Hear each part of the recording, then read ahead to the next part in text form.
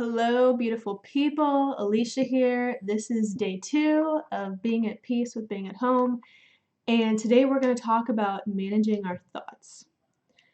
And as I've been watching everything that's happening and thinking about it and thinking about what to share, I found myself thinking a lot about the stories that we tell ourselves. And there's just so much power and influence in the story that we tell ourselves. I've been thinking a lot about, just in the last year, about how evolution, as we've interpreted it, has given us a story that we are on our own, that there's nothing greater, that we're just dust and we'll return to dust, and this body is all that there is, this life is all that there is. And there is just a certain disempowerment and kind of a lack of hope to that, and it fosters, I'm not sure that story fosters the best in us. But then Neale Donald Walsch talks about our burning building moments, and he talks about how in crisis our true nature is revealed, and he talks about how our core, our true nature is not selfishness, it's not survival. Our core nature is our highest self. Like our true self is our highest self. It's goodness and compassion. It's what comes up when some emergency happens and somebody saves somebody's life and they say, how did you have the courage to do that? And they're just like, that's what everybody would do, because that's what comes out of us. Our best is what comes out of us. That is who we truly are. So, and then I've been researching all the spiritual teachers, the 100 most influential spiritual teachers that are alive today. I've been working through that list, and then learning about the ancient teachers, because so many of them, draw and quote and have learned from those who have gone before. And the story there that I love, the story that I think we need to learn to tell ourselves, is that God is not distant and male and far outside of us. I think that story, like the story of Judaism and Christianity and some of these other religions too, like those stories, like humanity has had an evolution of our understanding of God, and those stories were useful and powerful. Like in the Old Testament with Abraham, for more on this, you can read some of Rob Bell, but throughout the Bible, God was ahead of his people, drawing them ahead into a deeper, better understanding of what it meant to be human and what it looked like. And then Jesus came and said, okay, but let me show you even a better way. And then I think God has continued to reveal himself. I don't believe God's like a he per se, but it's convenient to say it that way. We'll get into terminology eventually, but just go with me for now. So the stories that we tell ourselves have changed throughout history. We learned that slavery is bad. We learned that women should be treated as equal but different. Just there's been so much evolution in our thought, and I believe that God is alive and present and with us and constantly revealing the divine to us. And I see, like, even before this crisis, I see so much, we all see so much despair and evil and suffering and depression in this world. But when you look in the right places, there's also so much goodness. There's the beauty of nature, and then there's all of those people that are just doing beautiful things and loving people and doing good and contributing. And we all look at those things and we all feel that hope and we feel that love and we feel ourselves lifted up. We feel spirit. So I've been thinking about this crisis, right? And I just think this is the point that I'm getting to. It really matters the story that you tell yourself about this time, about this season, about this crisis. Are you telling yourself that you're a victim, that this is not fair, that you're scared, that you're not in control, that you need a refill on coffee or chocolate, or you're just like, and all of these kinds of thoughts, these are resistance, these are a lack of acceptance, right? But if if you paint a picture, if you think those thoughts and entertain those thoughts and you just stack all those thoughts up in your mind, you're choosing to tell yourself a story that you're a victim. You might tell yourself a story that the government screwed up and they should have handled this differently. And like that might be true, but it really matters the way that you think about that and that you tell the way that you tell yourself a story. Um, and some might find this challenging, but I just want to share real quick the story that I see that I think is exciting that I want you to consider. And if you want more of this, go follow Carolyn Miss on YouTube. She's putting up videos almost daily. There's a lot of good people you can follow on video or Twitter. But if you look at all the spiritual teachers, those who are really attuned to spirit and aware of a bigger picture, well, the scientists will tell you this was not unexpected, that this was possible, and this was going to happen eventually. The spiritual teachers will tell you, what Carolyn Miss says is she says, we knew we were preparing for something. We felt it in our spirit that God was leading up to something. God has been awakening his people. God has been brought, and we're all his people. But when I say his people, it means those who are awake, those who are listening. God is always speaking to all of us.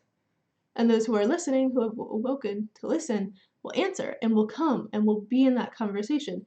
So she just talks about how we have been being prepared for this. We've been being awakened for this. God's been awakening his people to rise up and to be here for this moment. And yeah, I mean, the story is just that there is a bigger picture, and yeah, there's incredible pain and suffering because of this virus. There's always incredible pain and suffering because of some natural phenomenon or some sickness or the regular flu or whatever, all the time. So I think, can we let that be a different conversation? Like, yes, there's terrible pain and suffering, and my heart absolutely breaks for those who have lost loved ones during this, but let's talk about a bigger picture. There is a bigger picture, there is a spiritual perspective that I want you to consider, which is that God is using God's spirit, the divine, incredible awesomeness that created the world and sustains us and is inside of us and not like distant, but inside of us. That God, that spirit, is inviting us through this to an awakening, a new level of reality.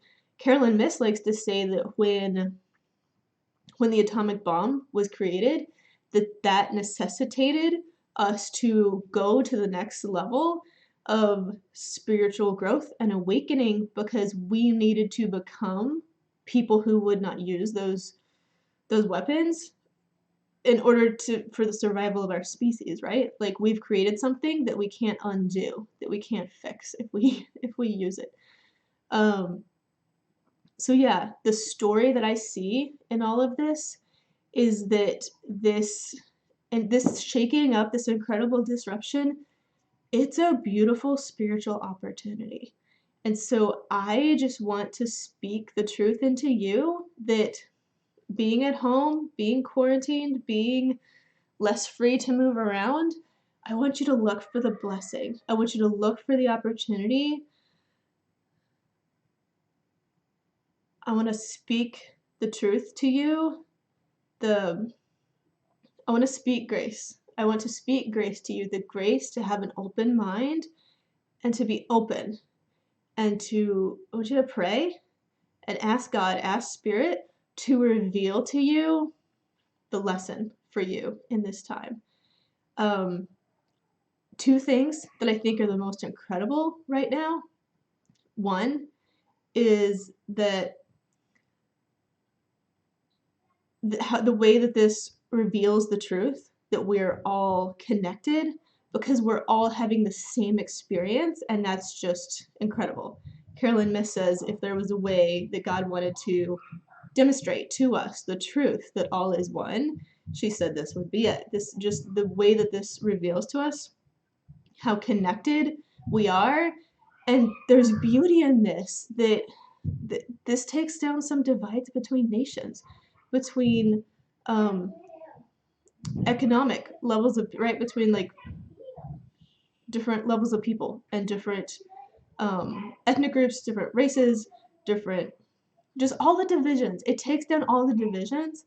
And I'm so grateful that we still live in a place where in everywhere, except maybe North Korea, but heard a story, but in everywhere, like our governments still value the sanctity of life and they are prioritizing life. And in this in this time, we are coming back to the truth that what really matters is relationship and life. And there are all these people, there are a lot of people who won't be included in those who die because all of us choose to stay home to love those people. And all of those people, they'll get 20 more years. They'll see their grandkids because of our collective action. Like, never, I've seen some of the medical professionals say that one guy, he was just like a scientist, but he said this like profound spiritual thing where he was just like, he's like, I've never seen such an incredible occurrence where he said, everything that I do affects you. And I think, like, just like the internet, just like we're all energetically connected and spiritually connected in essence. And so the Carolyn Myss says the internet is kind of a manifestation of that truth, and it makes more physically evident to us something that was already true on a deeper level, right? The way that the internet connects us energetically. So this virus, the way, like, this is a manifestation of the truth that was less visible, and it's made more visible by this, that we are so deeply, intricately interconnected, and that me staying home and you staying home and everybody staying home. And I've got a friend I just saw on Facebook, she's knitting masks, you know, from what Joanne Fabrics is doing, a thing that's getting people to knit masks, and they're not as good as like the professional whatever ones, but they're great backups because they're better than nothing, right? And so just, and all the goodness, all the stories, I'm gonna look and make a list or something of all some of the like good stories. There's so many amazing stories of the people who are coming together, and the sports arenas who are making sure, the athletes who are making sure that the workers who aren't getting paid because the games aren't happening. I'm in awe of all the goodness and all the compassion that's being shown, that's bringing us all together. And just, yeah, it's just, so that's 2 points. One is the way that this is revealing our connectedness is just an incredible truth. And then, I hope I didn't forget the second point. We're talking about managing our thoughts and the story we tell ourselves. Yeah, something about the story that we tell ourselves. So I will have to put it, I'm already at 13 minutes. I'll have to put it in the email or make it tomorrow or the next day. Anyway. Okay, well, crap. Whatever. I'll get better at this. I love you, and yeah, I'll just do another one on the stories we tell ourselves. I want you, okay, so the challenge action step for today is to think about the story that you're telling yourself and pay attention to the thoughts that you're having. And whatever my second thought was, it was something about that. It was that the story that you tell yourself can be that you're a victim and this sucks and whatever, and look at the bad things. Or you can choose, instead of thinking about things from your ego and focusing on things that you're worried about, you can choose to live and to be and to think in this time from love, from your soul, from your spirit, from your highest self. And so I just want you to think about, what's the story? I've told you some of my story. What's the story that you want to tell yourself that is going to guide your thoughts? And so then the theme of these videos is basically to work on your relationship with yourself, to become aware of the wrestling, of the tension, of the dialogue between the two selves, the two parts of your being, and to just be aware of that conversation, and to start managing your thoughts and paying attention to what you're thinking and ask yourself what story you're telling yourself that all those thoughts are coming from. And then I just want to challenge you to consider changing that story and then choosing to align your thoughts with a new story. And that story can be, that this is a reboot, that this is awakening, that this is a fresh start, that this is an opportunity for people to come together, that this is a, somewhat of a media detox or more of an activity detox. It's a sports detox. I saw somebody talking about like, wow, will sports ever be the same? Will it be good for us to have this break and to be able to come back from a fresh perspective and assess like what has sports become in our lives? Is it too much of a crutch? Is it this or that? How can we I think there's an incredible opportunity to get back to a fresh slate and well, two things. There's the opportunity to come back and see things with fresh eyes and reassess and come back to things fresh. But I think even before that, I don't know how long we're going to be in this kind of state, but I just want to encourage you to cultivate the story that there is purpose in this season and that there is something that there is a spirit inside of you that wants to speak to you and that there is a higher power that is watching over us and that you can be at peace in the season and allow yourself to slow down. It's really emotional with my hands, you can't see. To slow down and to be open to what you can receive from a season of slowing down. And your ego is going to resist that.